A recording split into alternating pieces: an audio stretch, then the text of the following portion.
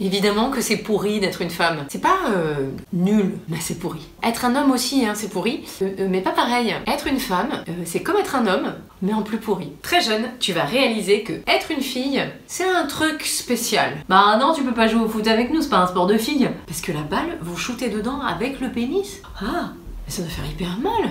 À l'école, on va te demander d'être douce, calme, tranquille, parce que quand il y a des filles dans la classe, ça calme les garçons. Au collège, en plus, il va falloir être un peu discrète. Oui, parce que quand il y a des filles dans la classe, ça déconcentre un peu les garçons. À 12 ans, tu vas passer beaucoup de temps à te comparer à tes copines et à te demander si tu vas plaire aux garçons. Et eux, ils s'en foutent, mais d'une force. En vrai, les seuls garçons que tu intéresses à cet âge-là, c'est les pédophiles. À 13 ans, tu vas rentrer seule de ton cours de trampoline. Et il y a un gars qui va te suivre dans la rue. Quand ta mère va savoir ça, elle va t'inscrire au Krav Maga. À 14 ans, tu vas te plaindre d'être célibataire. Mais dès qu'il y a un noob qui t'approche, no way, tu vas être lesbienne et tu vas t'en rendre compte à 15 ans. Et quand tu vas en parler, tu vas entendre « Oh, ça va, t'as tout le temps de changer d'avis. Hein. Tu verras quand tu rencontreras le bon. » Parce que apparemment, être homosexuel, c'est une opinion. Et du coup, on change quand on veut. C'est hyper pratique. Tu vas devoir être bon élève. Mais pas trop. Non, parce que sinon, tu trustes les meilleures places dans les concours et après, faut faire des quotas de garçons à Normal Sup. Tu vas coucher avec des tocards. Enfin, de l'extérieur, c'est des mecs bien, mais de l'intérieur, ça sait pas trouver une tasse dans son propre appartement. Ouais, c'est vrai. Mais je suis un mec super gentil à part ça. Bah heureusement, hein. Manquerait plus qu'il morde. Tu vas être en couple. Parce que sinon c'est louche. Non, parce que si t'es pas en couple, t'es plus une femme. Non, t'es une vieille fille avec un chat. Et apparemment, il vaut mieux vivre avec un blaireau qu'avec un chat. Tu vas embrasser des crapauds, plein. Tu vas trouver le prince charmant, le reproduire en plusieurs exemplaires et faire l'acquisition d'un lave-linge séchant d'une capacité totale de 9 kg. Honnêtement, ça c'était pas pourri, jusqu'à ce que tu doives trier les chaussettes de 5 personnes et faire bouffer des légumes à des gens qui n'en veulent pas. Qu'est-ce que j'ai fait de ma vie? Enfin, hier je faisais le tour du monde en autostop et maintenant je fais du batch cooking entre 2 réunions scouts et j'ai un bullet journal. Le bullet journal, c'est ton cerveau dans un cahier. C'est-à-dire que tu n'as tellement plus de temps pour penser à tes trucs à toi que tu es obligé de noter dans une to-do list, de penser à aller faire caca et de vérifier à la fin de la semaine qu'effectivement tu l'as fait. Et après, pour te détendre, tu colories un mandala. On va te prendre pour une idiote. Quand tu fais un créneau dans la rue, il y a des gars, ils vont s'arrêter et ils vont t'indiquer comment faire. Alors que tu leur as rien demandé. Moi, la prochaine fois que je vois un mec faire un créneau... Braque, braque, contre-braque. Non, dans l'autre sens. Voilà. 3. Non, pas comme ça. Voilà. Là. Super. Très bien. Dans des soirées, il y a des gars qui vont t'expliquer ton métier de scénariste alors qu'ils sont consultants informatiques.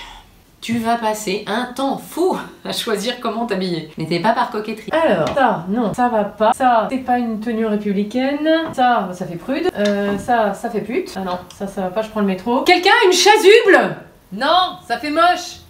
Mais, ah oui, parce qu'il faudrait que ce soit joli à regarder. Alors pas trop. Parce que sinon tu vas donner envie à des gars gentils et pacifistes de t'agresser. Salope. Parce que ta tenue là, ça les distrait de leur vie de mec bien et du coup ils t'agressent. Tu feras peut-être partie des filles et des femmes qui ont subi des violences sexuelles dans leur vie. Et tu garderas ça pour toi. Oui, moi on m'a déjà cambriolé mon corps, mais bon, je vais pas vous emmerder avec ça. Tu n'en parles pas, parce que soit ton cerveau ne coopère pas, et je ne suis pas habilitée à communiquer les informations demandées. Parce qu'elles sont dans la mémoire traumatique. Et ben on les aura quand on les aura. Non mais écoutez, le prenez pas contre vous, c'est pour vous protéger. Et ben en attendant, vous continuez votre thérapie, insomnie, anxiété, phobie. Voilà. À bientôt. Des fois, tu diras rien parce que le monde autour de ton cerveau ne coopère pas non plus. Écoutez mademoiselle, vous êtes sûre que c'est vrai? Non, parce que ça peut arriver de se tromper. Moi par exemple, parfois, je suis persuadée qu'on m'a volé mes clés et puis en fait, je n'avais pas pris mes clés. Comprenez? Un jour, tu vas croiser un type que tu connais pas dans la rue, il va te regarder et il va faire: faut sourire mademoiselle. Parce que dans la rue, c'est important que t'aies l'air sympa. Même si t'as dormi 4 heures, t'es à la bourre, ton chien est mort, t'as des hémorroïdes, faut avoir l'air sympa. Tu vas rentrer tard chez toi le soir avec ton trousseau de clés en guise de poids américain, en pensant des histoires de joggeuses enlevées à 2 pas de chez elle. Le lendemain matin, tu vas te dire: tiens, j'ai bien courir moi. Puis en fait, non. En termes d'apparence, le crime ultime, c'est de ressembler à un homme. Donc tu enlèves tout ce qui dans ta vie ressemble à un homme. Poil, le poids, les muscles, la séduction active, la libido décomplexée, la mécanique automobile, la prise de parole en public et le... Ah, comment ça s'appelle ?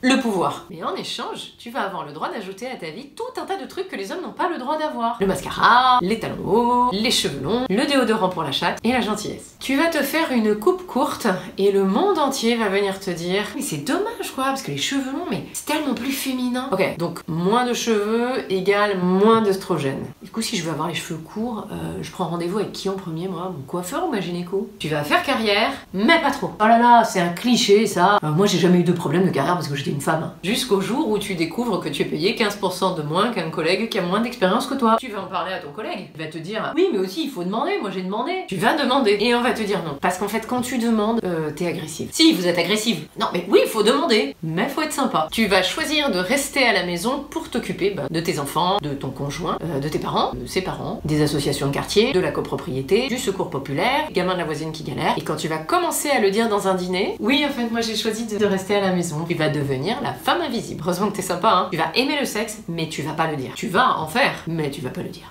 Les gens aiment que les femmes aiment le sexe, mais il faut pas que qui que ce soit au courant. Parce que si tu aimes le sexe et que les gens sont au courant, tu n'es plus une femme, t'es une salope. Tout au long de ta vie, tu vas entendre des phrases excessivement cheloues. Écoute ma chérie, c'est normal d'avoir mal, tu sais, faut souffrir pour être belle. Comment? Tu t'habilles comme ça, t'étonnes pas d'avoir des ennuis, hein. Pardon? Vous ne voulez pas d'enfants? Mais enfin, toutes les femmes veulent des enfants. Hein?